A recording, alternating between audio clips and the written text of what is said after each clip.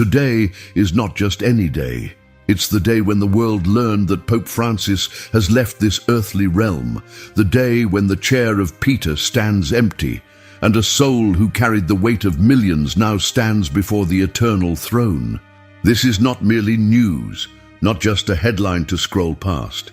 This is a sacred moment when heaven itself holds its breath, when angels pause, when the balance of spiritual power shifts across the universe. That body, once dressed in white robes of authority, those hands that blessed multitudes, that voice that guided the faithful, now silent on earth, but speaking before the court of heaven. Yet how many live through this moment with indifference? How many wake up, eat breakfast, check their phones, go about their day, as if something monumental hasn't just occurred in the spiritual realm? Padre Pio couldn't bear such spiritual blindness. When he witnessed mystical visions of papal judgment, his entire being trembled. His face reflected the awesome weight of divine scrutiny.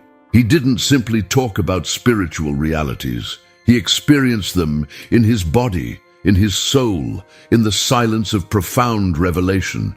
And because of this, he left us 3 grave warnings.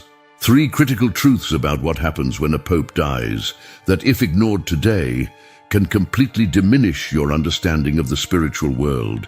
Truths that open the eyes of the soul. Truths that draw you closer to understanding heaven's perspective. Truths that, without you realizing, can awaken the grace God wants to pour over you today. But there is still time to understand, to witness, to respond. Stay with me until the end, because the 3rd revelation is the most profound and the most astonishing. And once you discover it, you will never view the papacy or your own spiritual journey the same way again. If you too feel a voice in your heart whispering, "I've been blind to these spiritual realities, I've taken them for granted," write in the comments, "Rest in peace, Pope Francis."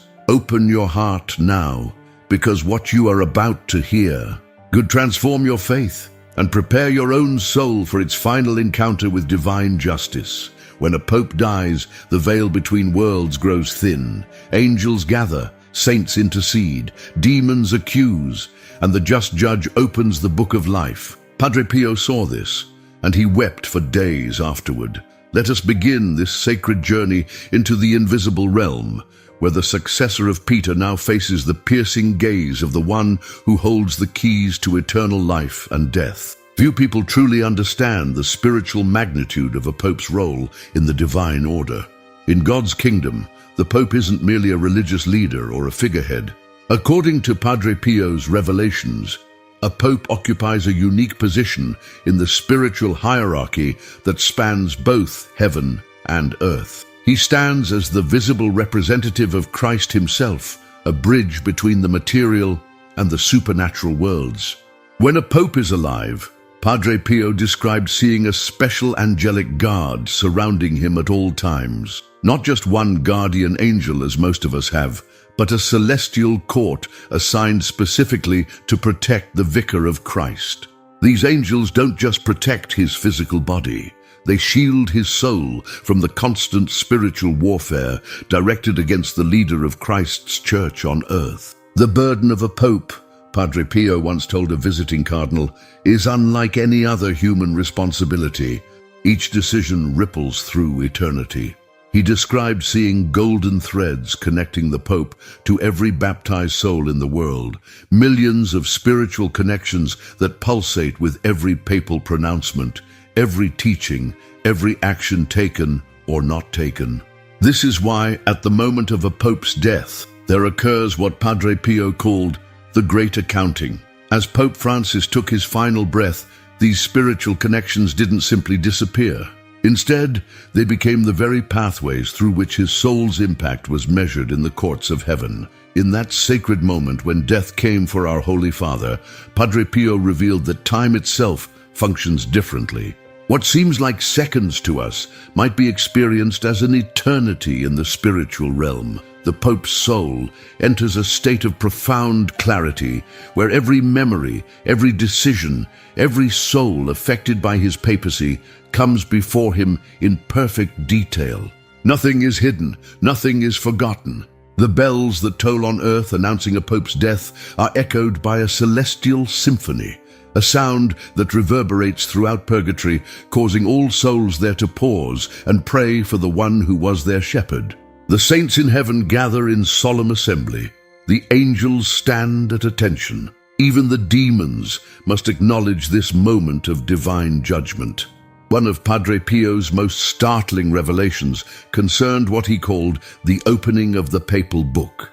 He described seeing a massive, luminous book that appears at the moment of a pope's death. Its pages contain not what the world saw of his papacy, but what heaven saw.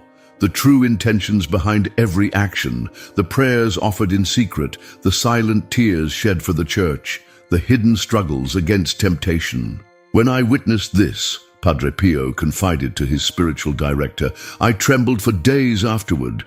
The weight of papal responsibility is so great that I would not wish it upon anyone.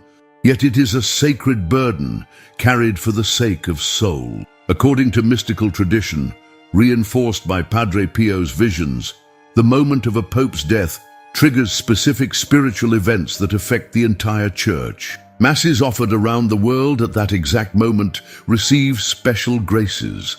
Prayers of the faithful carry heightened power. The veil between heaven and earth grows thin, allowing for extraordinary spiritual clarity for those attuned to such mysteries.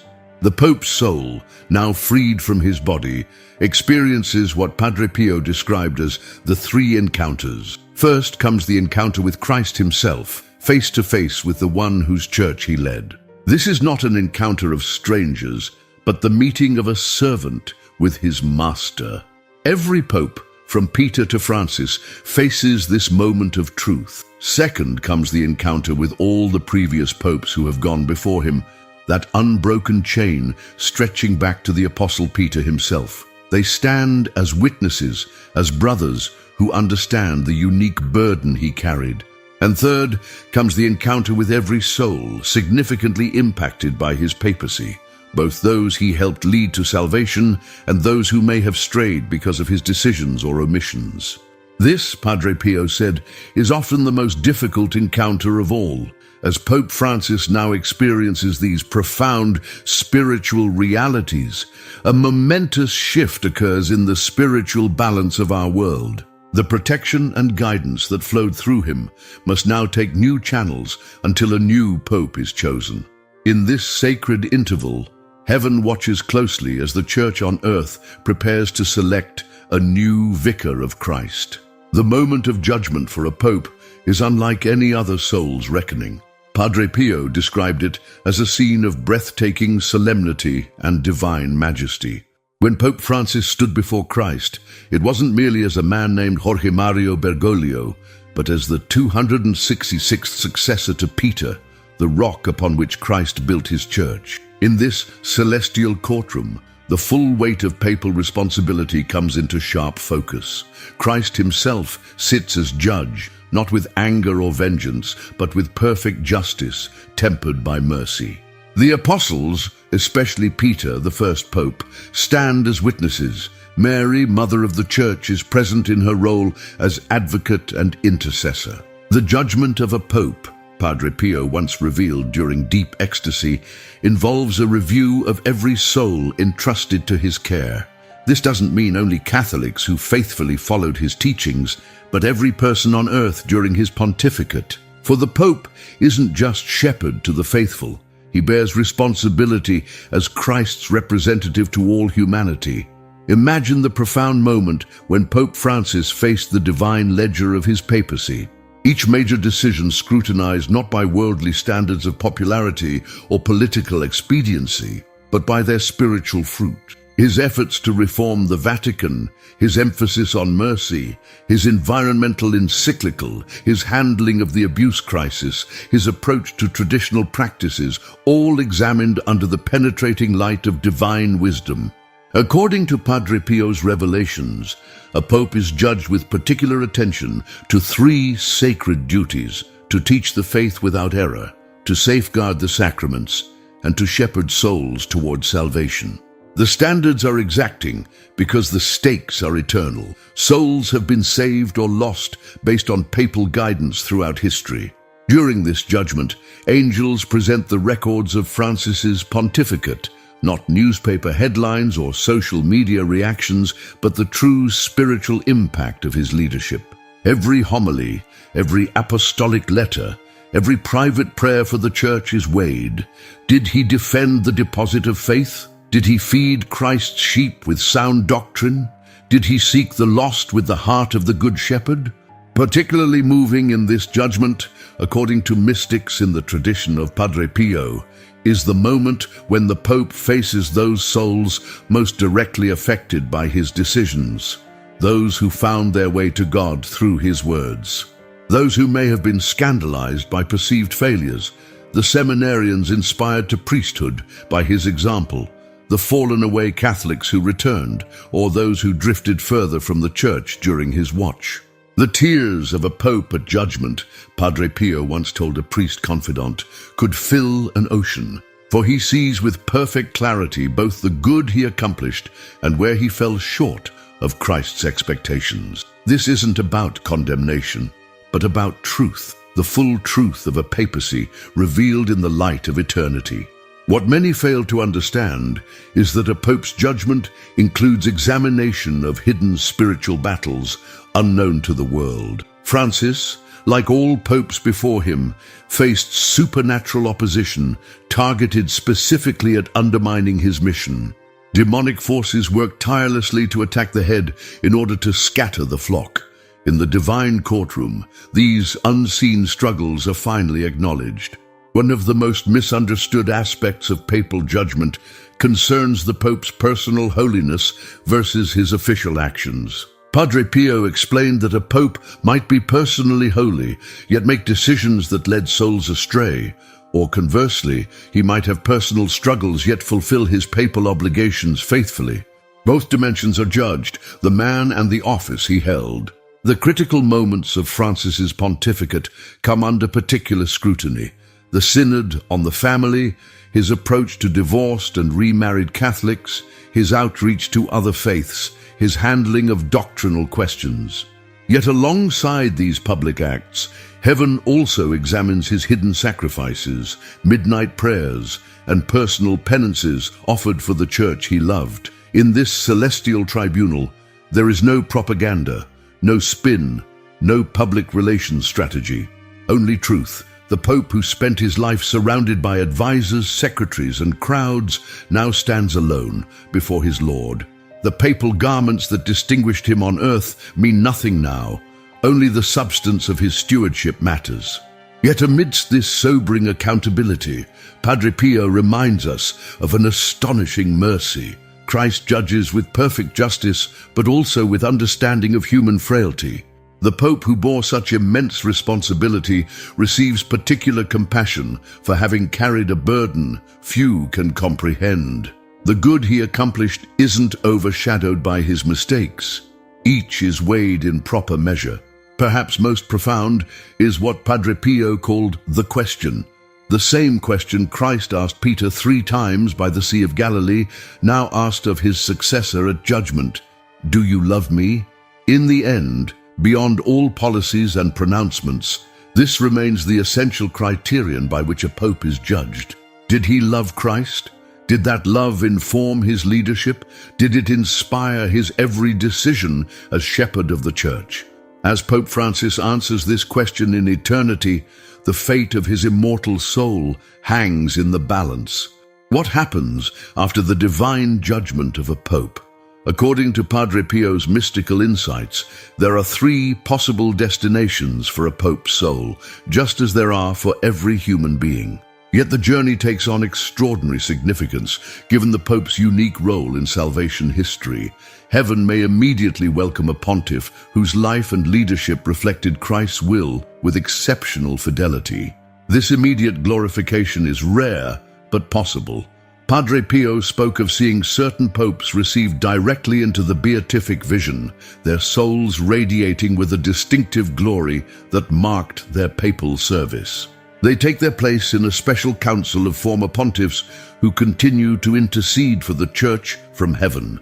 More commonly, Padre Pio revealed, a pope's soul requires purification in purgatory. The mystic described seeing a special realm within purgatory reserved for religious leaders, a place where the fire of divine love burns away any remaining attachment to human praise, any pride in ecclesiastical accomplishments, any failure in shepherding the flock. The purgatory of popes, Padre Pio explained to a visiting bishop, is particularly intense because their purification must be commensurate with the graces they received. A pope experiences purification not just for personal failings, but for how his leadership affected countless souls. Each soul led astray through papal negligence or misguided teaching creates a debt that must be satisfied before entering heaven's glory. Most strikingly, Padre Pio spoke of the prayers offered for a deceased pope having extraordinary spiritual power. When the faithful pray for their departed Holy Father, these prayers create what Padre Pio described as rivers of mercy that flow directly to the Pope's soul, hastening his purification. The masses offered worldwide after a Pope's death become powerful spiritual aid in his final journey. Could a Pope face eternal separation from God? Padre Pio acknowledged this devastating possibility exists for anyone who fundamentally rejects God's will, even a successor of Peter. The mystic described this potential tragedy as something that would create cosmic spiritual trauma throughout the Church. While never claiming to know the eternal fate of any specific pope, Padre Pio urged prayers for all pontiffs, recognizing the tremendous weight of their responsibility. What many fail to understand is that a pope's influence continues even after death.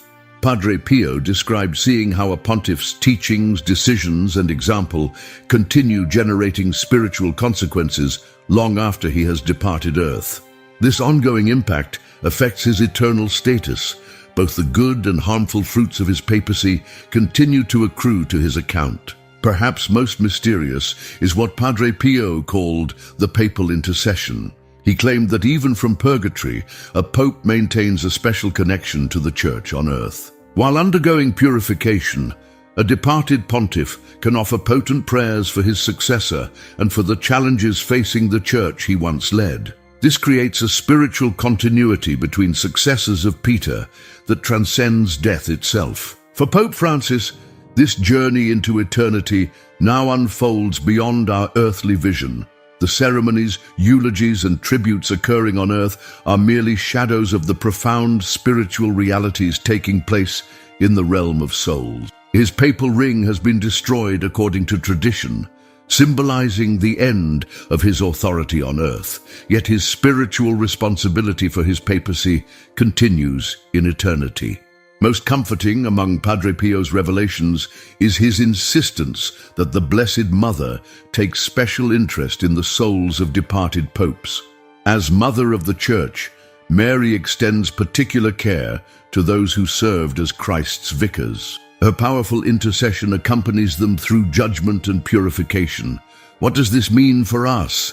Padre Pio urged the faithful to understand that our prayers for a deceased pope are not merely ceremonial, they are spiritually efficacious. Each rosary, each mass, each act of charity offered for the repose of Pope Francis' soul provides real assistance in his journey toward the beatific vision. And in the divine economy of grace, these prayers simultaneously strengthen the Church on earth during its time of transition. As the sacred conclave prepares to select a new pope, the spiritual destiny of Francis unfolds in the courts of eternity. What can we learn from the divine judgment of a pope that applies to our own spiritual journey? Padre Pio was clear. While a pontiff's judgment carries unique elements, the underlying principles apply to every soul. The same God who judges popes will one day judge each of us. First, we must understand that responsibility correlates with accountability. Jesus himself taught, "To whom much is given, much will be required." A pope bears immense spiritual responsibility and faces corresponding scrutiny.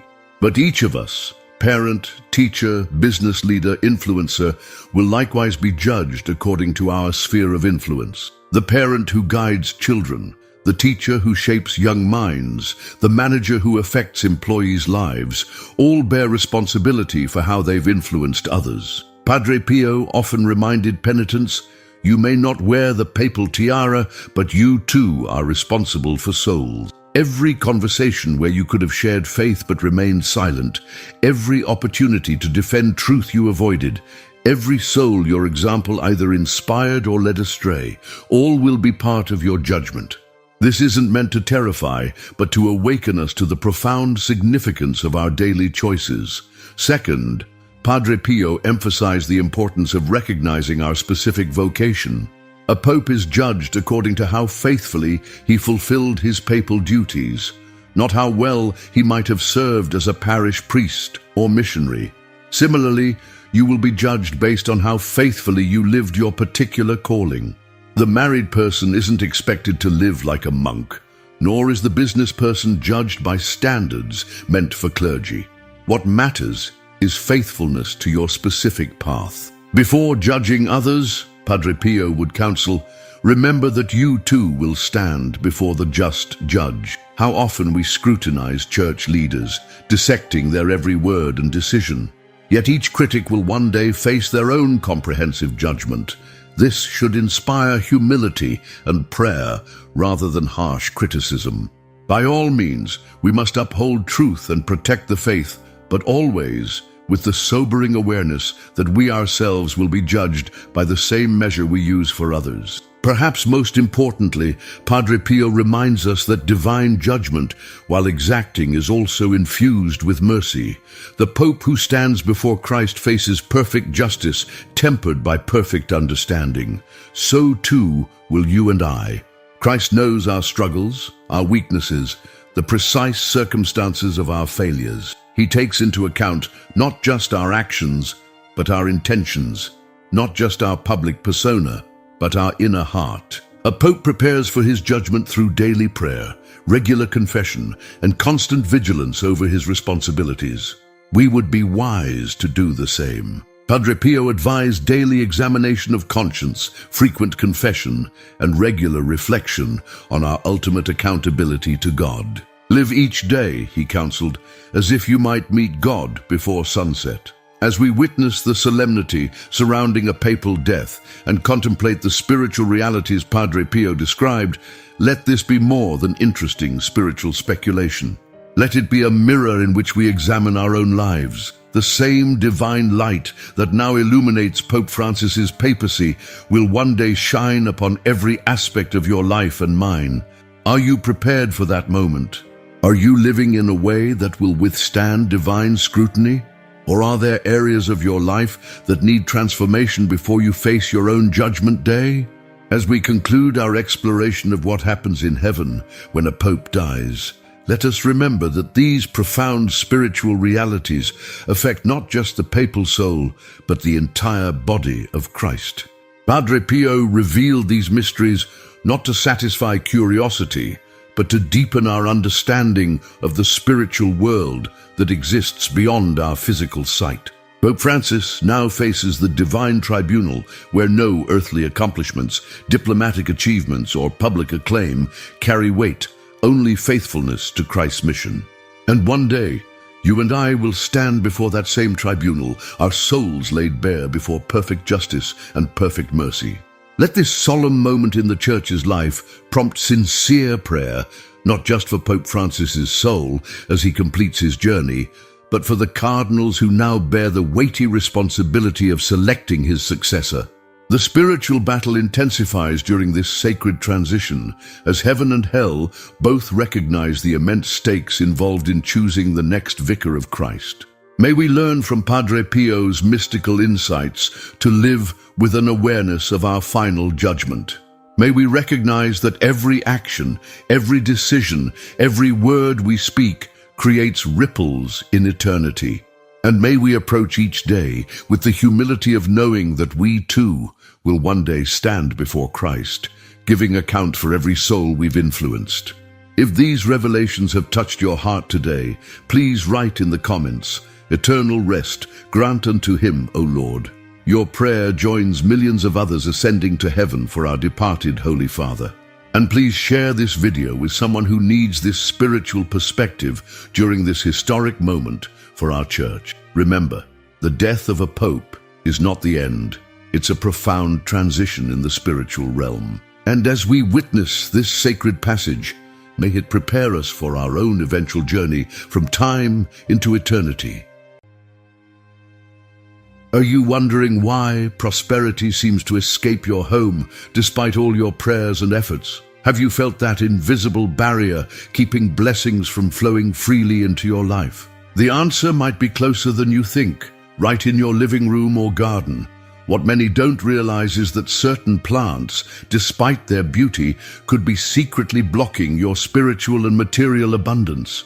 This ancient wisdom, supported by spiritual traditions and even referenced in Padre Pio's teachings, reveals how our surroundings profoundly affect our connection to divine grace.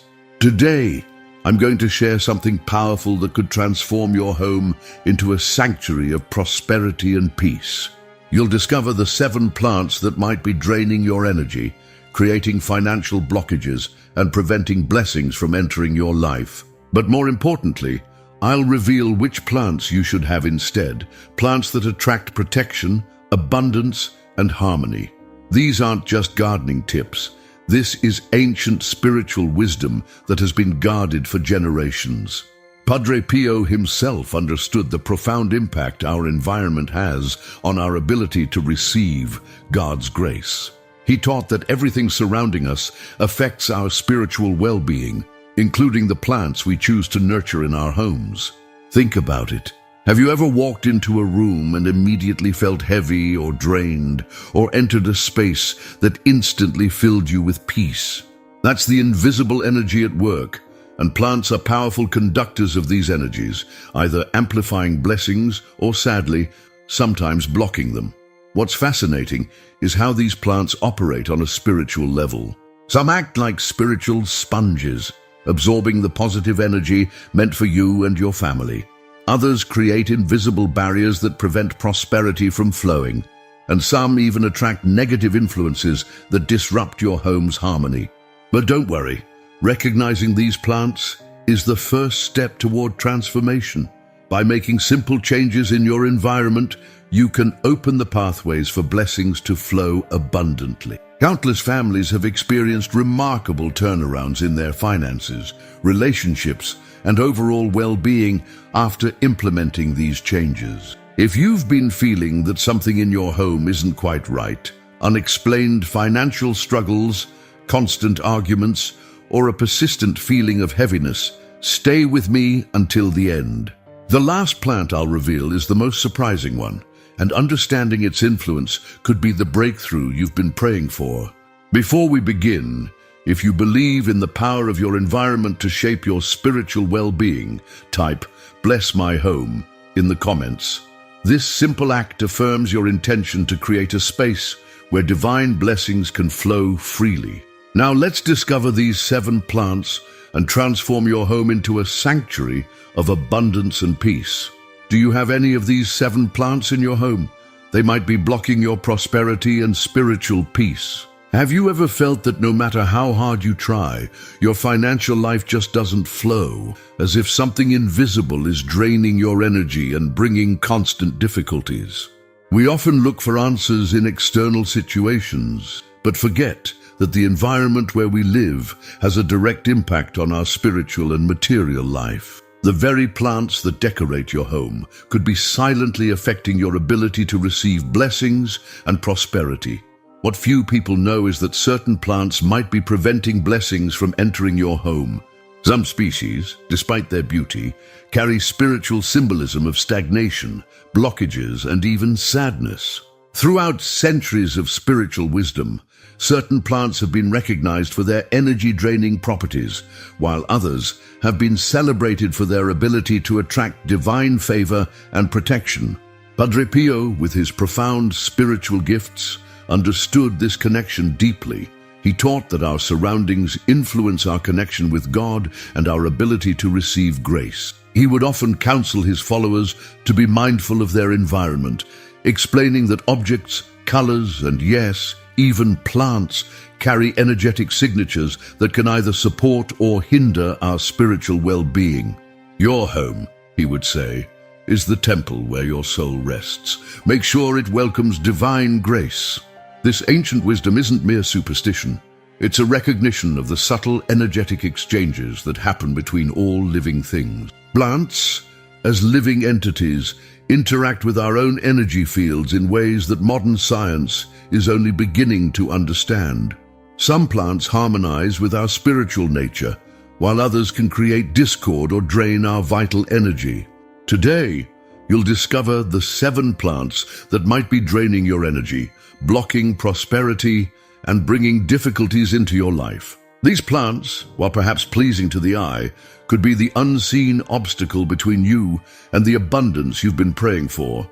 The financial struggles, relationship tensions, or persistent feelings of heaviness in your home might have roots in these seemingly innocent decorative choices.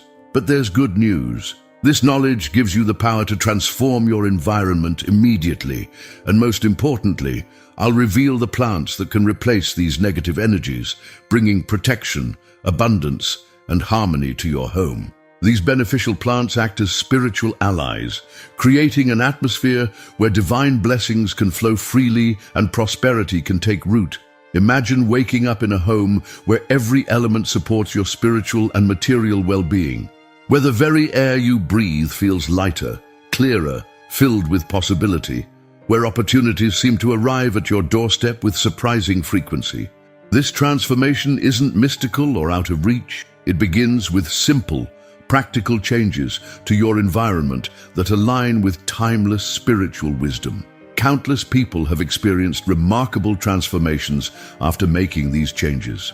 A mother of 3 who had struggled with constant financial setbacks for years found that 30 days after replacing certain plants in her home, unexpected opportunities for abundance began to appear. A business owner who couldn't understand why his company remained stagnant despite his best efforts discovered that the plants decorating his office were energetically contradicting his prayers for growth. These stories aren't coincidences. They reflect the profound truth that our physical environment and spiritual reality are deeply interconnected. By bringing awareness to this connection and making intentional choices about the plants we welcome into our sacred spaces, we open new pathways for divine blessings to manifest in our lives. If you believe in the power of a blessed home, type "Protect my home" in the comments section below. This simple act affirms your intention to create a space that welcomes divine protection and abundance. Your comment also helps this important message reach others who might be experiencing unseen blockages in their lives. Now, let's uncover these plants that might be secretly affecting your prosperity and peace. Some of them might surprise you. They're often popular choices for home decoration, praised for their beauty or ease of care. But spiritual discernment asks us to look beyond physical appearance to understand the true nature and impact of what we bring into our sacred spaces. Pay close attention to each plant I'll describe. Notice if you recognize any of them from your own home. The awareness you gain today could be the key that finally unlocks the flow of abundance you've been praying for.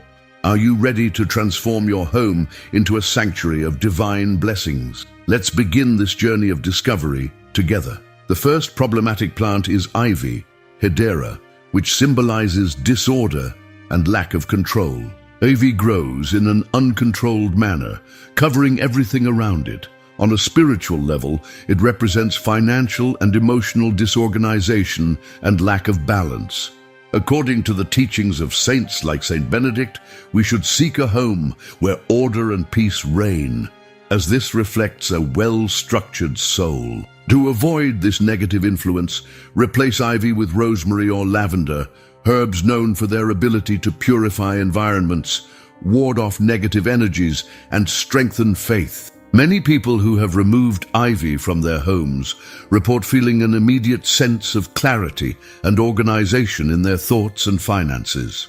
One family shared how, after replacing the ivy that had been growing around their home for years with lavender plants, they finally managed to organize their finances and pay off debts that had been weighing them down for a long time. Padre Pio often spoke about the importance of order in our spiritual lives. He taught that external disorder often reflects internal chaos, and that by bringing harmony to our surroundings, we create space for divine blessings to manifest. Just as ivy can suffocate other plants as it grows without boundaries, its spiritual energy can suffocate the flow of abundance in your home. Another plant that might be harming your life is the peace lily. Despite its name, this plant can drain the vital energy from the environment, making it feel heavy. Many people report feeling tired and unmotivated near this plant. Padre Pio always emphasized the importance of discernment. Not everything that seems good actually strengthens us spiritually. To ward off spiritual and emotional blockages, replace the peace lily with a snake plant, also known as St. George's sword, a powerful plant against envy and negative energies, protecting the house against spiritual attacks. The snake plant has been used for centuries as a protective element in homes. Its strong, upright leaves symbolically cut through negative influences and create a barrier of protection. Unlike the peace lily, which absorbs energy, the snake plant amplifies positive vibrations and creates a shield of spiritual protection around your home. A woman from our community shared how she had kept peace lilies throughout her home for years, thinking they brought positive energy because of their name. She constantly battled fatigue and a feeling of heaviness that she couldn't explain. After learning about the spiritual properties of plants and replacing her peace lilies with snake plants, she experienced a remarkable transformation. More energy, clearer thinking, and a newfound sense of peace that was genuine and lasting. The lucky bamboo can also be a problem. It creates a sense of prosperity without effort, which can lead to passivity and conformism.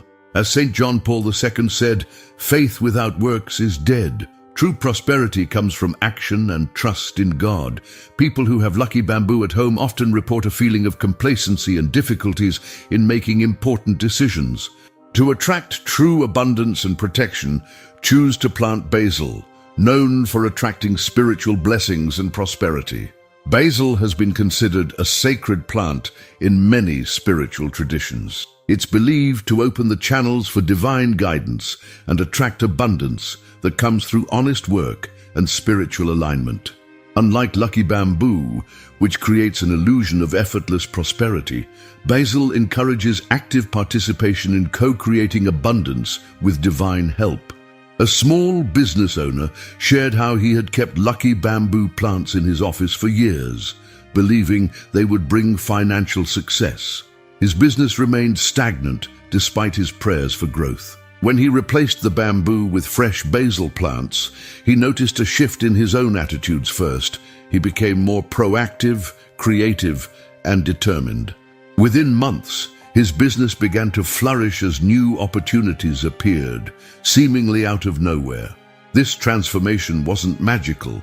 It came through the combination of spiritual alignment and inspired action. These plants might seem harmless or even beneficial at first glance, but their spiritual influence can subtly affect your home's energy. By making these simple changes, you create an environment that supports rather than hinders your spiritual and material prosperity. Cacti are another plant with negative spiritual symbolism. Their sharp spines represent barriers that prevent the flow of blessings. If you constantly experience difficulties or isolate yourself without reason, observe if there are many cacti around you. In the spiritual world, they can be seen as a sign of resistance to change and growth. Padre Pio taught that we should always seek God's light to guide our path without barriers that prevent us from evolving. To replace this energy of blockage and isolation, keep sunflowers in your home as they bring light, joy, and expansion to your life. Many people don't realize how the defensive nature of cacti can manifest in their lives. A family that kept a collection of cacti near their home entrance shared how visitors would rarely come over, and when they did, conversations felt guarded and uncomfortable. When they replaced the cacti with bright sunflowers, they noticed an immediate change in the atmosphere.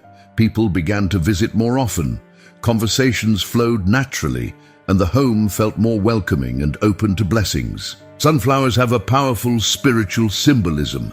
They naturally turn toward the sun, representing our soul's natural inclination to turn toward divine light. By having sunflowers in your home, you create an environment that encourages spiritual growth, optimism, and openness to blessings. Ferns are also potentially draining your energies. These plants require a lot of water and care, representing a constant drain of energy and a spiritually exhausted environment. In homes where there are excessive ferns, it's common to feel tiredness, stagnation, and lack of progress. According to Christian spirituality teachings, we should avoid elements that overburden us and take away our peace. To renew the environment, replace ferns with lavender and rue, plants that cleanse energies and restore inner peace. The demanding nature of ferns reflects in the spiritual realm as constant energy drainage. Just as they continuously need water to survive, they can create a similar pattern in your home, where resources, energy, and even financial stability seem to require constant replenishment without ever reaching abundance. A teacher once shared her experience after removing several ferns from her apartment. She had been feeling chronically tired and financially drained for years, always living paycheck to paycheck despite careful budgeting. Within weeks of replacing the ferns with rue and lavender plants, she noticed her energy levels improving. More surprisingly, she began to receive unexpected financial blessings and opportunities that helped her build savings for the first time in years. For those of you seeking to deepen your spiritual protection and enhance your home's blessed environment, I have something special to share. Our ebook, The Spiritual Secrets of St. Padre Pio, contains powerful prayers, reflections based on his teachings, and practical advice to strengthen your spirituality. This resource will help you implement the principles we're discussing today and much more. Click on the link pinned in the comments to discover how this content can transform your spiritual journey and create lasting protection for your home and family. Now let's continue with our journey through plants that may be affecting your prosperity. Bonsai trees, despite their elegance, represent limited growth and lack of progress. A bonsai is a plant that's pruned to remain small, symbolizing limitations in financial and personal life. Many people report that after removing a bonsai, they felt a renewal in their home and finances. The symbolism of limited growth may be preventing the expansion of your blessings. To stimulate prosperity and liberation, choose plants like mint or Amazonian lily, which symbolize spiritual growth and renewal. There's a profound spiritual lesson in the bonsai's cultivated limitation. While we admire its beauty, we often fail to recognize what it represents: potential constrained by external forces. In nature, the same tree would grow tall and expansive, reaching toward the sky. The bonsai teaches us to question: are we allowing our spiritual and material prosperity to be artificially limited? A business consultant shared a remarkable story about a client whose office featured several beautiful bonsai trees. Despite excellent business strategies, the company remained the same size year after year, never expanding beyond its initial success. After learning about the spiritual symbolism of bonsai, the owner replaced them with vibrant mint plants. Within months, the business began to expand, new opportunities emerged, and the team grew both in size and creative capacity. Mint carries ancient spiritual significance as a plant of abundance and expansion. Its ability to spread and grow vigorously represents unlimited potential and prosperity. By introducing mint into your home, you're symbolically inviting this same expansive energy into your life and removing the artificial limitations that may have been holding back your blessings. Finally, We have the hydrangea, a plant with a beautiful appearance, but with a strong association to sadness and emotional difficulties. It's linked to feelings of isolation and melancholy. Many homes where hydrangeas are present suffer from arguments, distancing between family members, and even financial crises. Padre Pio teaches us that the home should be a place of harmony, where God's presence is felt in every corner. If you want to attract more happiness and light into your home, replace hydrangeas with sunflowers, which symbolize joy, optimism, and divine blessings. The connection between hydrangeas and emotional heaviness has been observed across many cultures. Their changing colors, which depend on the soil's acidity, can symbolize emotional instability and shifting moods. In contrast, sunflowers remain steadfast in their bright appearance, representing emotional stability and consistent joy. A mother of 3 shared how her family home had beautiful hydrangeas in the garden and has cut flowers inside. For years, the family experienced unusual tension, frequent arguments, and a persistent feeling of sadness that seemed to have no clear cause. After learning about the spiritual influence of plants, she replaced the hydrangeas with sunflowers. The transformation in the family's dynamics was remarkable. Communication improved, laughter returned to their home, and a sense of hope and optimism pervaded where melancholy had once dominated. Now that you know which plants might be blocking your life, it's time to act. Inspect your home and observe if you have any of these plants. If you decide to dispose of any of them, do so with respect, praying and asking God to purify your space.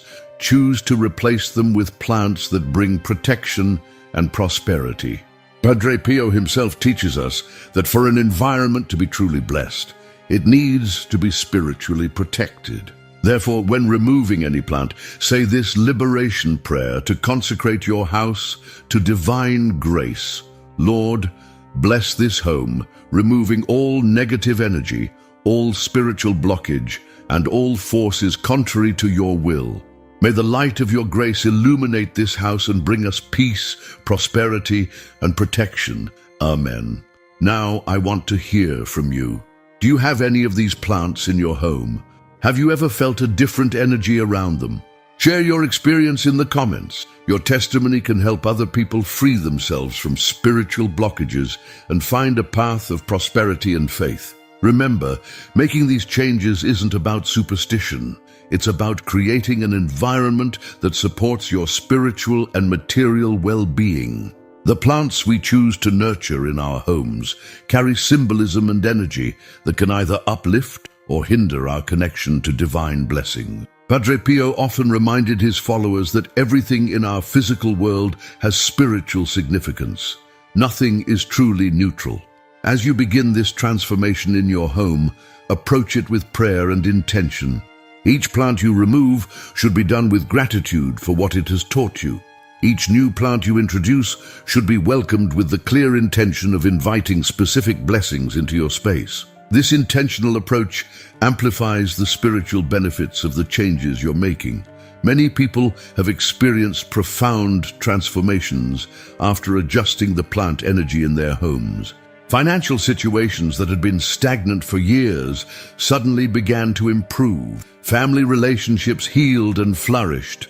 Opportunities appeared where before there seemed to be only closed doors. The spiritual atmosphere of homes shifted from heavy and oppressive to light and nurturing.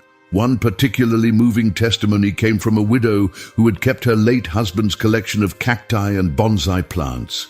For years after his passing, she felt stuck in grief, unable to move forward. Her home felt frozen in time, and so did her life. After learning about the spiritual symbolism of these plants, she made the difficult decision to give them away to her husband's friends who would appreciate them. She replaced them with sunflowers, basil, and mint, plants of expansion, abundance, and joy. The transformation she experienced was profound, not just in her home's atmosphere, but in her ability to honor her husband's memory while also embracing new possibilities for her life. Your home is meant to be a sanctuary, a place where God's blessings can flow freely, where prayers are strengthened, and where your spirit can find rest and renewal. By being mindful of the plants you welcome into this sacred space, you're taking an active role in creating an environment that nurtures your spiritual and material prosperity. If this message has touched your heart today, write "Blessed Home" in the comments. Your comment helps this message reach more people who might be experiencing unexplained blockages in their lives. And if you know someone who might benefit from this spiritual wisdom, share this video with them. It could be the missing piece they've been searching for. Remember to check the pinned comment for access to our special resource, The Spiritual Secrets of Saint Padre Pio, a treasure of prayers and wisdom to further protect and bless your home. May Padre Pio's blessing illuminate your home and your life. May you experience the joy of a space that is truly aligned with divine abundance, where prosperity flows freely and spiritual peace abounds. Your home isn't just where you live, it's where you manifest your spiritual connection to God's infinite blessings. Thank you for joining me on this journey of discovery. Until next time, keep your heart and your home open to divine grace. Have you ever woken up from a dream so vivid, so real, that it felt more like a visit than a memory? Have you ever caught a scent in your home that doesn't belong there? Sweet like flowers, or heavy like something burning, appearing from nowhere and disappearing just as mysteriously? Or maybe you've felt an unexplained chill run down your spine, followed by an overwhelming sadness that seemed to come from somewhere beyond yourself. What if I told you these experiences aren't random? What if they're actually urgent messages from souls crying out for your help? Today, you're about to discover something that could change how you see the spiritual world forever. Something that most people dismiss as coincidence, but which one of the most powerful saints of our time revealed as profound spiritual truth. I'm talking about Padre Pio of Pietrelcina, the stigmatized priest who didn't just pray for the dead. He spoke with them. He received visits from souls in purgatory right in his own cell. Through his extraordinary spiritual gifts, he revealed exactly how to recognize when a soul in purgatory is reaching out to us. Because here's what many don't understand. Purgatory isn't just a concept or a metaphor. It's a real place where souls wait, suffer, and desperately need our prayers. And these souls, in their anguish, find ways to communicate with us, to let us know they need our help. But here's the crucial part that breaks my heart. Most of these cries for help go unnoticed. These precious souls remain trapped longer than necessary because we don't recognize their pleas. Padre Pio revealed 5 unmistakable signs that a soul in purgatory is trying to reach you. Signs that happen around us more often than we realize. When you learn to recognize them, you become a liberator of souls, a bridge between earth and heaven. If you believe in the power of Padre Pio's teachings, write in the comments, "Padre Pio, help me hear their call." Your faith can be the key that unlocks a soul's freedom. In the next few minutes, I'm going to share these 5 life-changing revelations with you. But I need you to stay until the very end, because the 5th sign is so powerful, so undeniable, that it might be happening to you right now without you even knowing it. Are you ready to open your spiritual eyes? Let me tell you about a man who lived between 2 worlds. Padre Pio wasn't just any priest. For 50 years, he bore the wounds of Christ on his hands and feet. He could read souls like open books, predict future events, and most remarkably for our discussion today, he maintained constant communication with the souls in purgatory. This wasn't folklore or religious imagination. Fellow priests, doctors, and countless witnesses documented these supernatural encounters. Padre Pio would often pause during conversations, his eyes fixed on something invisible to others, and say, "Excuse me, there's a soul here asking for prayers." What made his understanding of purgatory so profound was that he experienced it directly. He didn't just believe in it, he witnessed it. Souls would appear to him regularly, some in great distress, others radiating gratitude after being freed through his intercession. He once told a spiritual director, "The The souls in purgatory are closer to us than we think. They can see us, they know our needs, and they're desperate for our help. But here's what sets Padre Pio apart from other mystics.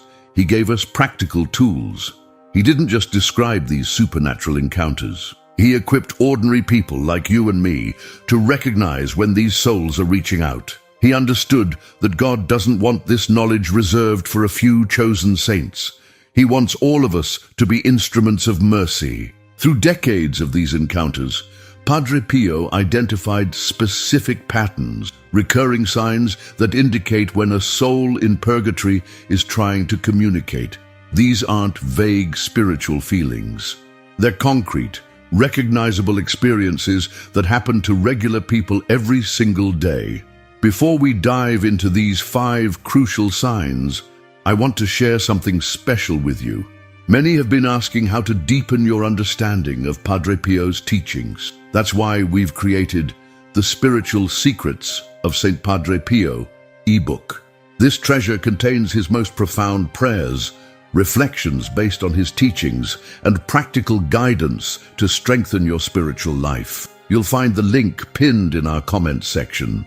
This isn't just another religious book. It's a spiritual roadmap that can transform your relationship with the divine and help you become more sensitive to these sacred communications. Now let's explore these 5 signs that could change everything. The first sign happens in the most intimate space of our consciousness, where the boundary between this world and the next becomes beautifully thin. The first sign comes in our sleep, when our conscious mind steps aside and our souls become more receptive to spiritual communication. But these aren't ordinary dreams. They carry a weight, an intensity that lingers long after we wake up. According to Padre Pio, when the soul of a deceased person appears to you in a dream and leaves your heart restless, don't dismiss it. That soul is asking for your help. He wasn't talking about pleasant memories or wishful thinking. These dreams have distinct characteristics that set them apart from our usual nighttime wanderings. First, the clarity is startling. Every detail feels sharp and purposeful. You might see a relative who passed away, but their appearance carries significance. Perhaps they look younger than when they died, or they're wearing clothes you've never seen them in. Their eyes might hold a sadness that pierces right through you, or they speak words that feel more like urgent whispers than conversation. What makes these dreams unmistakable is the emotional residue they leave behind. You wake up with a heaviness in your chest, a deep knowing that this wasn't just your mind processing memories. There's an urgency, almost like you've been entrusted with an important message you can't quite grasp but can't ignore either. Sometimes the person in the dream doesn't speak at all. They simply look at you with an expression that communicates volumes. Other times, they might say something specific, "Pray for me," or "I need your help," or they might mention a particular mass or prayer. Padre Pio emphasized that we should pay special attention to any specific requests made in these dreams. Here's what's particularly striking. These dreams often feature people you haven't thought about in years. Suddenly, a distant relative, an old neighbor, or even someone you barely knew appears with such vividness that you can't shake their presence from your mind. The most telling characteristic, as Padre Pio explained, is what happens to your heart afterward.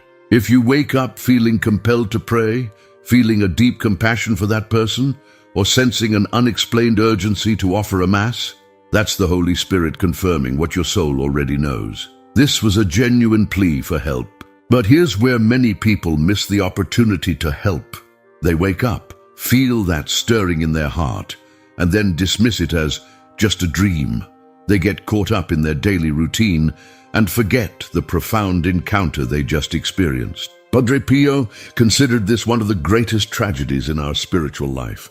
A soul reaches across the veil between worlds, manages to touch our consciousness, and we brush it aside because it doesn't fit our understanding of how communication works. The second sign, however, doesn't require sleep at all.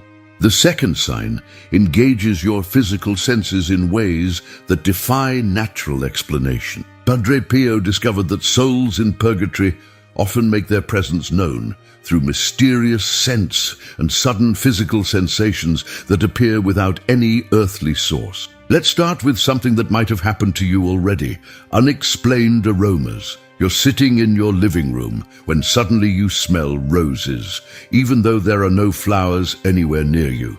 Or perhaps you catch the scent of a particular perfume, one that reminds you of someone who has passed away. These aren't faint impressions that make you wonder if you imagined them. They're distinct, unmistakable, and they seem to hang in the air just long enough for you to recognize their significance. As Padre Pio explained, sweet, pleasant fragrances often indicate gratitude from a soul that has been helped by your prayers. Sometimes they signal a visit from a saint or angel accompanying a soul in need. But he also warned about heavier odors, scents like burning or decay that appear suddenly and have no natural source. These, he revealed, can indicate a soul experiencing intense purification and crying out for immediate prayer. But sensory manifestations go beyond smell. Have you ever felt a sudden drop in temperature in just one area of a room? Or experienced an unexplained heaviness on your shoulders, as if invisible hands were gently pressing down on you? Padre Pio described these sensations as a soul's way of making physical contact across the spiritual divide. He once told a fellow priest, "When you feel that sudden cold, that weight upon your spirit, don't be afraid. Stop what you're doing. Make the sign of the cross and offer a prayer. A soul has found a way to reach you." The most profound of these physical signs is what he called the weight of spiritual sorrow. It's a heaviness that settles in your chest or shoulders, not from any physical cause, but from absorbing some of the spiritual anguish of a soul in purgatory. This isn't depression or anxiety. It's a supernatural sharing of burden that calls you to intercession. What's remarkable is how these sensations often come at specific moments. You might be going about your normal routine when suddenly you're enveloped by an unexplained coolness and the scent of something you can't quite identify. Your heart might start racing, not from fear, but from a deep recognition that something sacred is happening. Padre Pio's advice was always the same: respond immediately with prayer.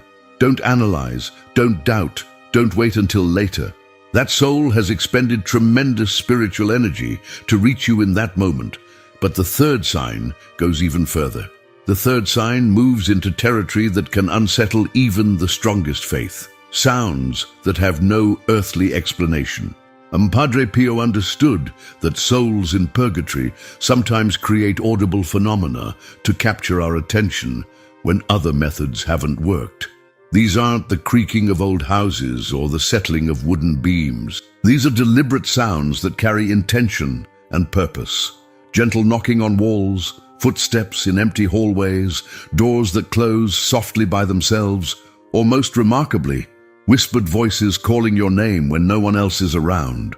Padre Pio experienced this personally throughout his religious life. Fellow friars often reported hearing footsteps in the corridors near his cell during the night, followed by muffled conversations, even though Padre Pio was alone. When asked about it, he would simply say, "The souls come to visit. They know I will listen." But here's the crucial distinction he emphasized. These sounds aren't meant to frighten. Fear comes from dark spirits, but souls in purgatory approach with gentleness, even in their desperation. The sounds they create carry a quality of pleading rather than menace. It's the difference between someone pounding aggressively on your door and someone tapping softly, hoping you'll hear. The most common auditory sign is hearing your name called softly, often just as you're falling asleep or waking up. Padre Pio explained that these are the moments when our spiritual defenses are naturally lowered, making communication easier. You might hear a voice that sounds familiar, perhaps like a deceased family member, calling out to you with gentle urgency. Sometimes these sounds repeat in patterns. 3 soft knocks on the wall. Footsteps that stop right outside your bedroom door. A voice that whispers the same words multiple times. Padre Pio revealed that repetition indicates a soul trying desperately to break through our spiritual deafness. His response to these phenomena was always immediate prayer. He would stop whatever he was doing, bless himself, and begin praying for the souls in purgatory. He often said, when they find the courage to make themselves heard, we must find the courage to answer. What many people don't realize is that responding to these signs with prayer often brings immediate peace. The sounds stop, not because the soul has given up, but because they've been heard and helped. But the fourth sign touches something even deeper. The fourth sign strikes at the very core of your being, reaching past your physical senses to touch your heart and soul directly. Padre Pio recognized that sometimes souls in purgatory communicate through sudden, unexplained emotional shifts that seem to come from nowhere, but carry profound spiritual significance. Have you ever been going about your normal day when suddenly you're overwhelmed by a wave of sadness you can't explain?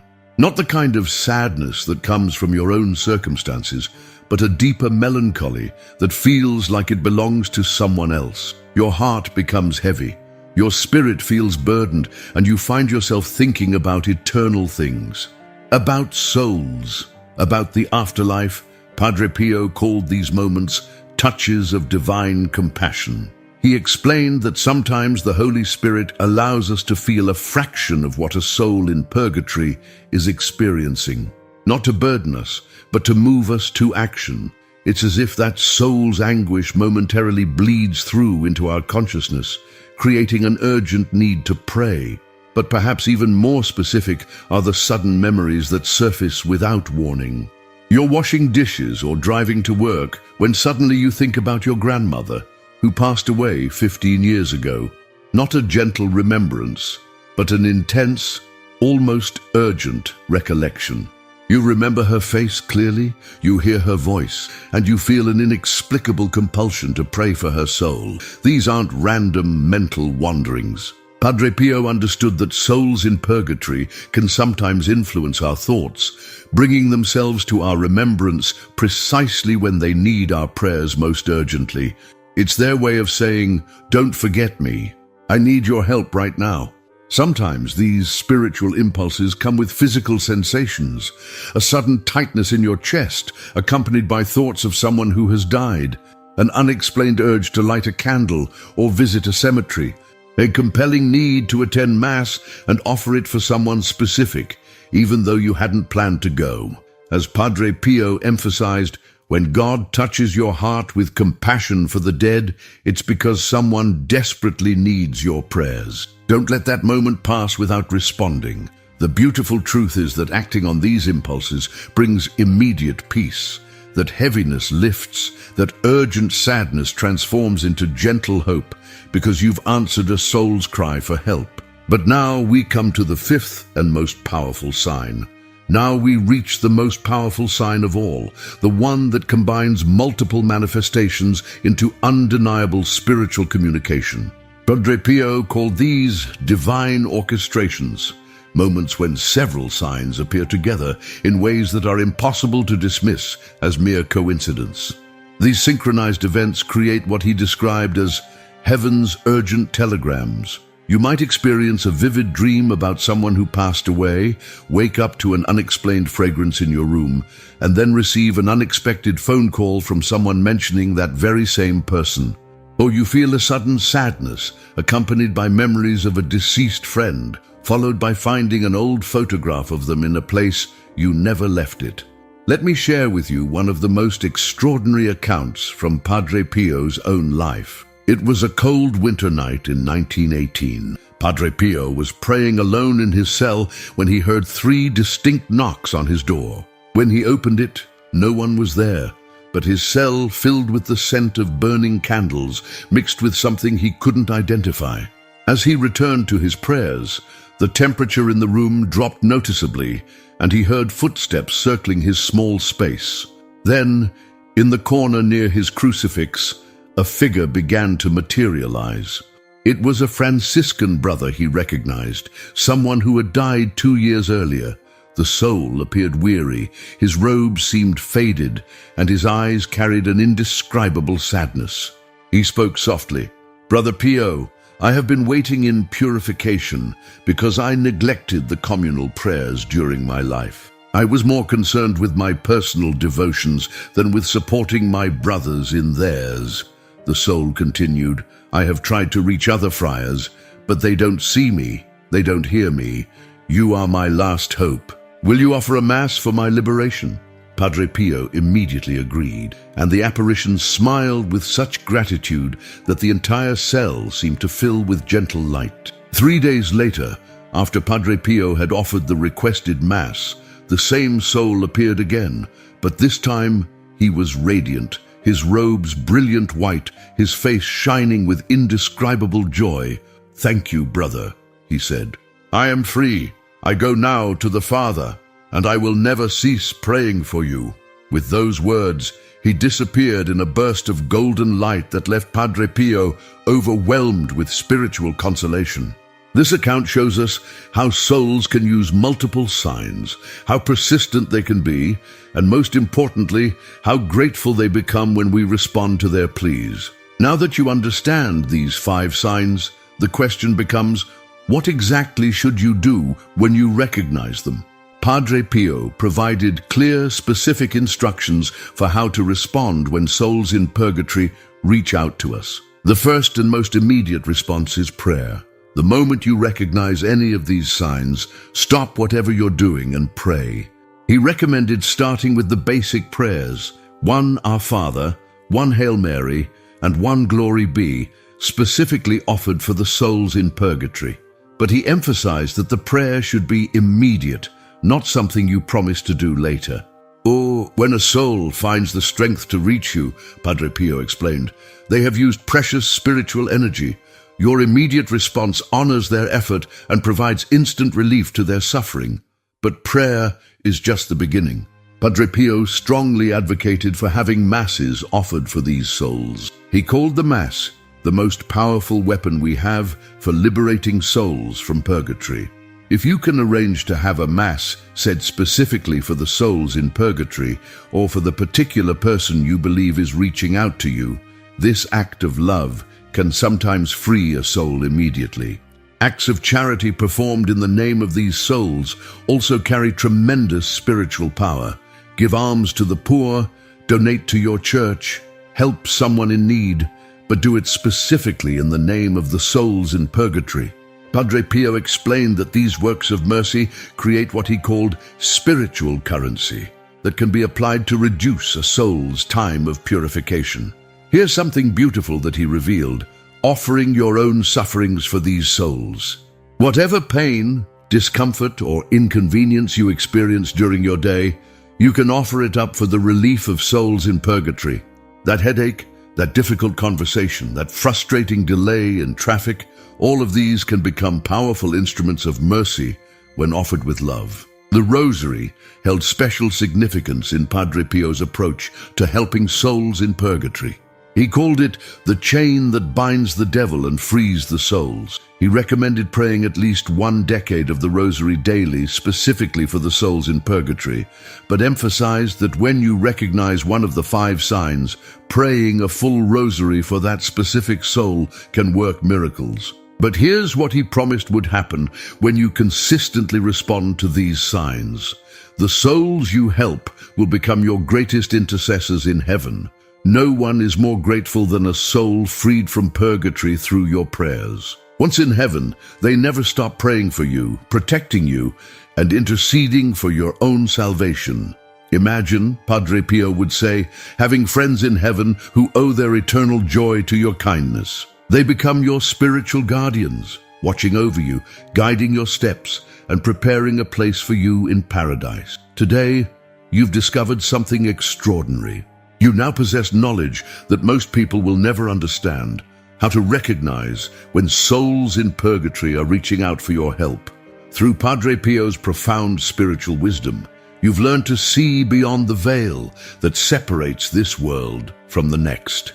Remember these 5 sacred signs: the vivid dreams that leave your heart restless, the mysterious fragrances and unexplained physical sensations, the gentle sounds that have no earthly source, the sudden spiritual impulses that fill you with compassion. and the divine orchestrations, where multiple signs align to create undeniable spiritual communication. These aren't random occurrences or products of imagination. They are urgent messages from souls who desperately need your prayers, your masses, your acts of charity offered in their name. Every time you respond to these signs, you become an instrument of divine mercy, a bridge between earth and heaven. But here's the beautiful truth that should fill your heart with hope. When you help free a soul from purgatory, you gain an eternal friend in heaven. As Padre Pio so beautifully promised, no one is more grateful than a soul freed from purgatory through your prayers. In heaven, they will never cease interceding for you before the throne of God. Starting today, I challenge you to look at your life with new spiritual eyes. Pay attention to your dreams, notice unexplained scents and sounds, listen to the impulses of your heart. When you recognize these signs, don't hesitate. Stop, pray, offer a mass, perform an act of charity. Let your life become a constant offering of mercy for those who can no longer help themselves. If this message has touched your heart and opened your spiritual understanding, write, "Thank you, Padre Pio," in the comments below. Share this video with someone who needs to understand these sacred truths. Subscribe to our channel and ring that notification bell, because every video we create could be the key that unlocks a soul's freedom. Remember, the souls in purgatory are watching, hoping, praying that we will notice their gentle calls for help. Don't let their cries go unanswered. Be their voice, be their hope, be their liberation. May Padre Pio intercede for you. May the souls you help become your guardians. And may your heart always remain open to the sacred communications that surround us every day. Imagine this moment. You arrive home after an exhausting day. Your body aches, every muscle screams for rest, your eyelids feel heavy as stone. Perhaps you're ill, overwhelmed, or simply at that breaking point where the physical and emotional worlds collide. All you want is to lie down, close your eyes, and forget the world exists. And then, in the silence of that night, a whispered thought emerges, and I should pray. But immediately doubt creeps in. Can I pray like this, lying down? Am I disrespecting God? Will my prayer even count? This sincere question has troubled countless faithful souls. After all, we've been taught since childhood that kneeling to pray shows reverence, surrender, respect. But what happens when our body can no longer support us? When pain confines us to bed?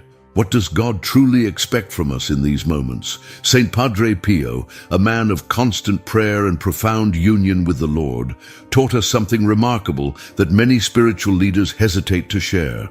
A truth so liberating, yet so simple, that it has transformed the prayer life of thousands who struggle with physical limitations, exhaustion, or illness. Today, I'm going to reveal what Padre Pio taught about praying while lying down, a perspective that may completely transform your relationship with prayer and eliminate unnecessary guilt that stands between you and God. Before I share this revelation, I want you to know that if you've ever felt inadequate because you couldn't kneel or stand during prayer, you're not alone. The message I'm about to share comes directly from the heart of one of the Church's most revered saints, a man who bore the wounds of Christ and spent countless hours in communion with God. What Padre Pio discovered about prayer transcends physical postures and external gestures. It gets to the very essence of what God truly desires from us when we turn our hearts toward heaven. If you've ever felt guilty about praying while lying down, write "freedom in prayer" in the comments. By the end of this video, you'll understand exactly why this simple shift in perspective could be the key to a deeper, more authentic prayer life. For centuries, religious traditions have emphasized proper postures for prayer. We've been taught that kneeling represents humility, standing signifies respect, and bowing demonstrates reverence. Sacred art throughout history depicts saints and the faithful in these traditional prayer positions. Rarely do we see images of someone praying from their bed. This creates a profound spiritual dilemma for many people. On one side, there's the weight of tradition and the sincere desire to show proper respect to God. On the other side, there's the reality of our physical limitations, exhaustion, illness, age, disability, or simply the natural need for rest. The conflict becomes even more painful because it's rarely discussed openly. How many of us have fallen asleep while trying to pray properly, only to wake with a sense of shame? How many elderly or ill believers silently question whether their bedside prayers are somehow less valuable? How many exhausted parents, collapsing into bed after caring for their families all day, wonder if God is disappointed when they can only offer prayers while lying down? This silent struggle affects millions, though few speak about it. Some people even abandon prayer altogether when they can no longer physically perform it in traditional ways, creating an unnecessary distance between themselves and God. Padre Pio, with his profound spiritual insight, addressed this conflict directly. As someone who experienced extreme physical suffering himself, bearing the painful stigmata for 50 years, enduring fevers, illnesses, and spiritual attacks, he understood intimately the challenge of maintaining prayer when the body is weak. What makes Padre Pio's perspective so powerful is that it doesn't come from someone who took the easy path. This was a man who would spend up to 15 hours a day in prayer when his health permitted. He knew what dedicated prayer looked like. Yet his counsel on this matter reflects a deep understanding of God's heart that transcends rigid formalism. The tension between what we feel we should do and what we're physically capable of doing creates unnecessary barriers between us and God. This conflict becomes particularly acute during times of illness, during pregnancy, in old age, or in the midst of extreme exhaustion, precisely when we need spiritual connection the most. Before revealing Padre Pio's liberating perspective, let's understand what's truly at stake. Not just a question of bodily position, but our entire understanding of what prayer actually is. As we explore this transformative teaching from Padre Pio, many of you have asked for deeper insights into his spiritual wisdom. That's why we've created something special, our ebook, The Spiritual Secrets of Saint Padre Pio.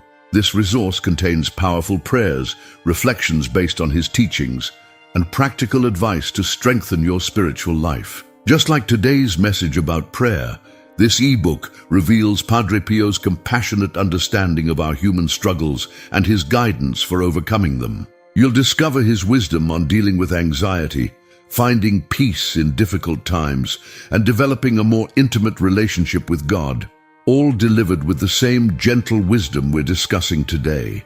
If today's message resonates with you, you'll find this resource truly invaluable for your spiritual journey. The link is pinned in the comments below. It's our way of helping you continue the spiritual growth that begins with breaking free from unnecessary religious constraints.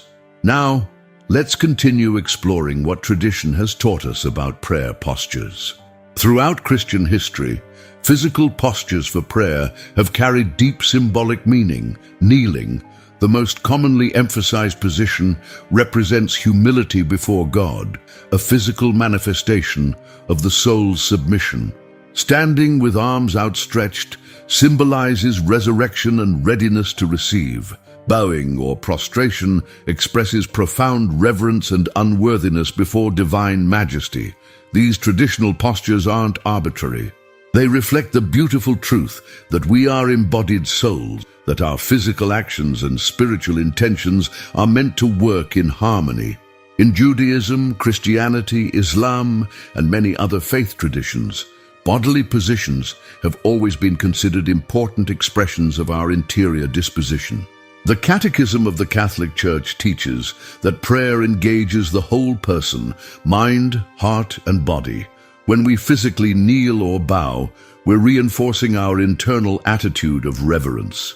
As St. Thomas Aquinas wrote, "Since we are composed of a twofold nature, intellectual and sensible, we offer God a twofold adoration, spiritual, which consists in the interior devotion of the mind, and bodily, which manifests itself in the outward humbling of the body."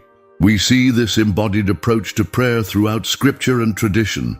King Solomon stood before the altar of the Lord with his hands spread toward heaven. Jesus himself knelt in the Garden of Gethsemane.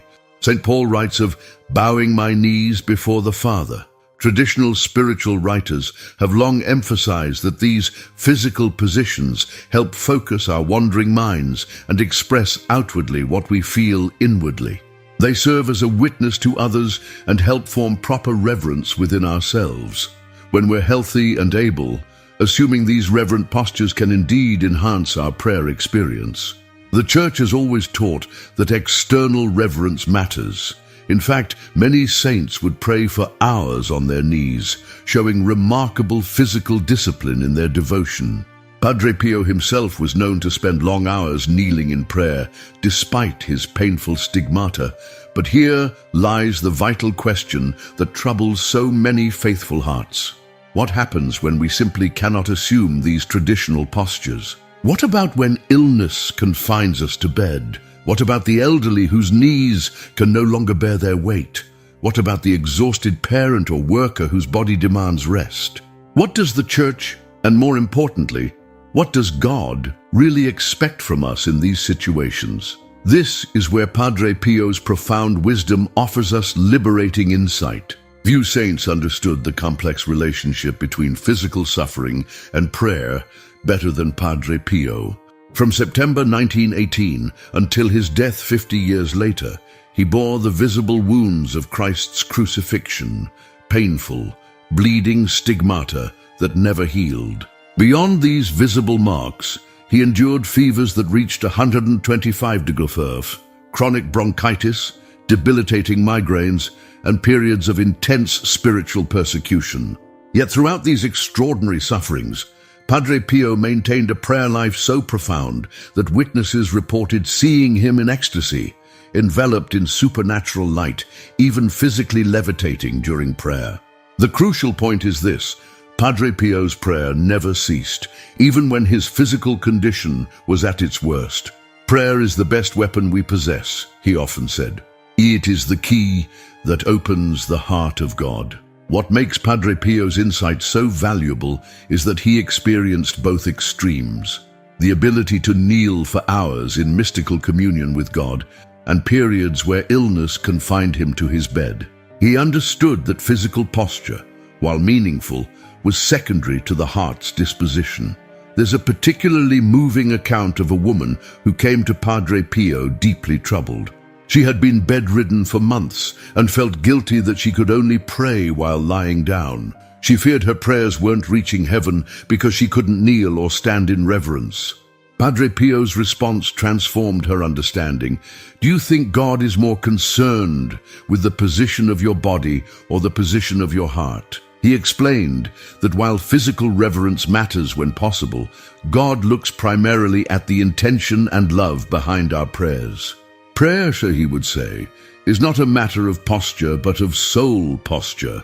Another time, when counseling a man confined to bed after an accident, Padre Pio shared something profound. Sometimes, the prayers offered in weakness are the most powerful because they are the most truthful. When we have nothing left but our dependency on God, that's when our prayers become most authentic. Padre Pio viewed prayer not as a formal exercise bound by strict rules, but as an ongoing conversation with someone we love deeply. Prayer is talking to God as a child talks to his father, naturally, honestly, without pretense, he taught. In this understanding, the external forms serve the internal reality, not the other way around. This doesn't mean Padre Pio dismissed the importance of reverent postures. He valued them highly when possible, but his wisdom went deeper, recognizing that different seasons of life call for different expressions of the same devotion. The essence of prayer, he maintained, remains constant, the lifting of heart and mind to God, regardless of bodily position. Here is the liberating truth at the heart of Padre Pio's teaching on prayer. God desires the authentic offering of your heart far more than any particular physical posture. This perspective isn't a modern concession or a watering down of tradition. It's deeply rooted in Scripture and the Church's understanding of prayer. Jesus himself warned against those who love to pray, standing in the synagogues to be seen by others, while emphasizing that the Father sees what is done in secret. Throughout the Bible, we find that God consistently looks past outward appearances to examine the heart.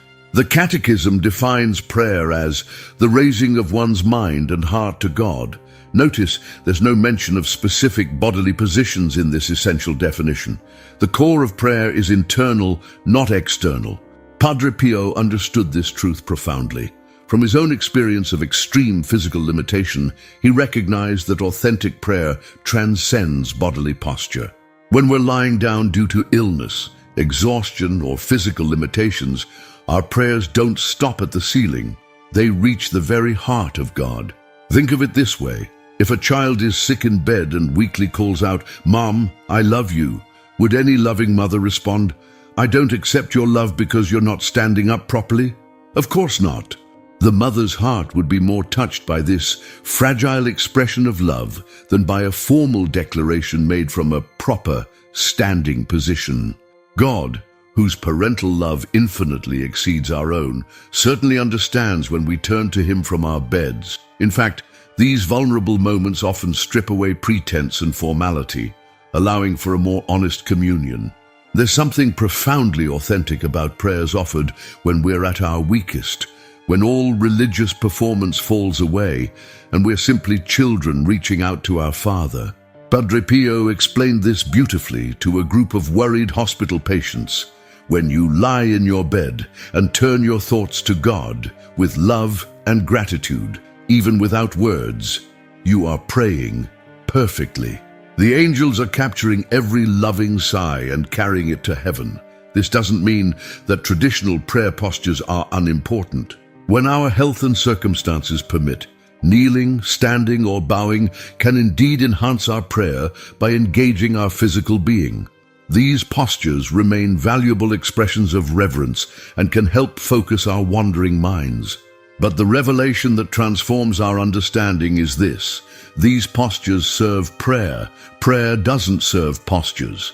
The essence of prayer, communion with God, remains accessible to everyone, regardless of physical capability.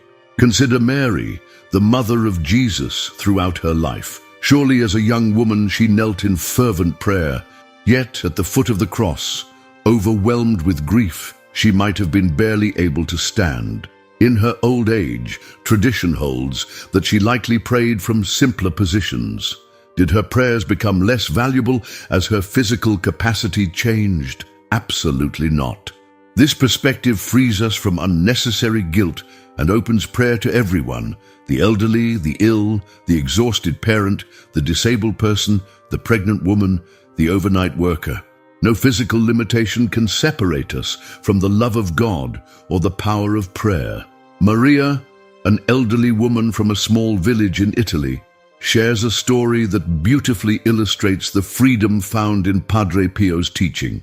For years, she forced herself to kneel beside her bed to pray her rosary, despite severe arthritis that made each moment excruciating. She would frequently fall asleep from pain and exhaustion before finishing, then wake feeling guilty and spiritually inadequate.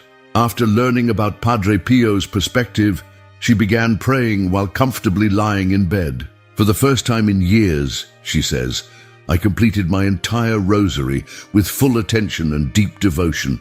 I wasn't distracted by pain or fighting to stay upright. I could simply focus on Jesus and Mary. My prayer life has blossomed in ways I never thought possible. This transformation isn't unusual. Many people discover that when freed from physical discomfort and unnecessary guilt, their prayers become more focused, more sincere, and ultimately more fruitful. So how can we practically apply this liberating understanding? Here are some approaches Padre Pio recommended for praying effectively while lying down. First, create a brief mental transition. Even while lying down, you can make a small sign of reverence, perhaps a gentle sign of the cross on your forehead or chest, to signal to your mind and heart that you're entering prayer. Second, be intentional about your focus. Padre Pio suggested fixing your eyes on a religious image if possible, or simply closing your eyes to minimize distractions. The key is directing your attention deliberately toward God. Third, embrace simplicity. When physical energy is limited, complex prayers may feel overwhelming. Padre Pio often recommended short, heartfelt prayers repeated with love. Jesus, I trust in you. Lord, have mercy, or simply, thank you, Lord. These simple phrases, offered sincerely, can constitute profound prayer. Fourth, unite your physical limitations with Christ's suffering. Padre Pio taught that when we accept our bodily weakness and offer it to God, our very limitations become a powerful form of prayer. Sometimes, he said, the greatest prayer is acceptance. Finally, remember that falling asleep while praying isn't failure. Padre Pio comforted many who worried about this, saying, if you fall asleep while speaking lovingly to God, don't be troubled. A child who falls asleep in its parents' arms is still embraced with love. This gentle perspective transforms even our need for rest into a form of surrender to God. The profound spiritual benefit of this approach is that prayer becomes possible anywhere, anytime, in any physical condition, making continuous communion with God truly accessible to all. While this perspective liberates us from unnecessary guilt, it's important to maintain a balanced understanding. Padre Pio's wisdom doesn't invalidate the value of traditional prayer postures when they're physically possible for us. When our health and circumstances permit, there are good reasons to embrace traditional postures of reverence. Kneeling, standing, or bowing still serve important purposes in our spiritual lives. These physical expressions help align our bodies with our intentions, witness to others about the importance of reverence, and can deepen our own sense of God's presence. The key distinction is between can't and won't. Padre Pio was clear that choosing comfort over reverence when we're perfectly capable of more traditional prayer postures might indicate a casual attitude toward God. He encouraged his spiritual children to offer their best to God whenever possible, which sometimes means embracing the mild discomfort of kneeling or standing. How do we navigate this balance wisely? Padre Pio suggested honest self-examination. Ask yourself not what is most comfortable, but what is most loving in this moment. Sometimes, the most loving response is honoring our genuine physical limitations. Other times, it's offering a more formal posture of reverence despite minor discomfort. For those who continue to struggle with persistent feelings of guilt, even when physically unable to assume traditional prayer positions, Padre Pio offered this counsel.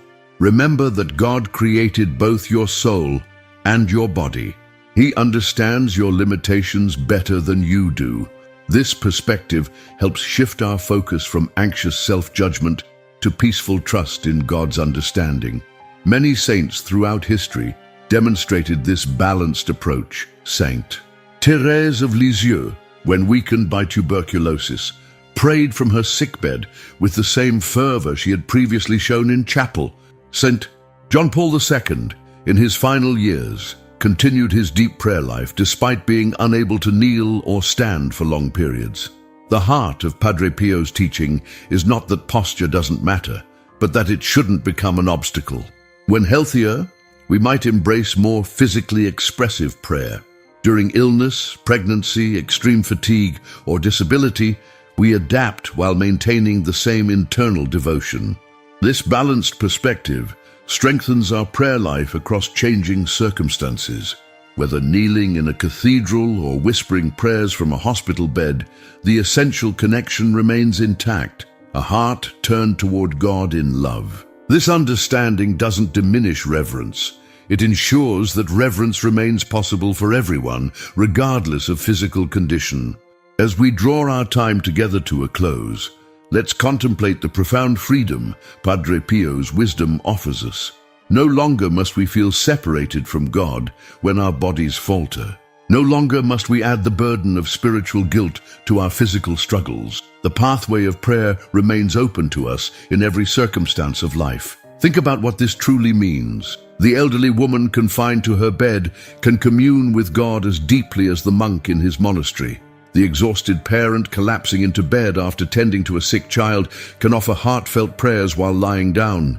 The person struggling with chronic pain or disability faces no barrier to intimate conversation with their Creator. Padre Pio, who understood suffering more intimately than most, recognized that God's compassion extends to every human limitation. God does not measure our prayers by the position of our bodies, he would say, but by the position of our hearts. This understanding doesn't just apply to moments of serious illness or disability. It embraces the natural rhythms of human life, our need for rest, our physical limitations, our changing capabilities across different seasons of life. It acknowledges our embodied reality while honoring the transcendent nature of prayer. One of Padre Pio's most beautiful insights was that sometimes our weakest moments produce our most authentic prayers. When stripped of our strength, our eloquence, even our ability to kneel or stand, we often reach out to God with unprecedented honesty. These prayers, offered in vulnerability, can be particularly precious to God. He would often remind people of St. Paul's words, "When I am weak, then I am strong." Our limitations, when accepted and offered to God, become opportunities for deeper connection rather than obstacles to prayer. As Padre Pio himself approached the end of his life, with his body increasingly frail, he demonstrated what he had taught. His prayer never ceased, though his physical expressions of it adapted.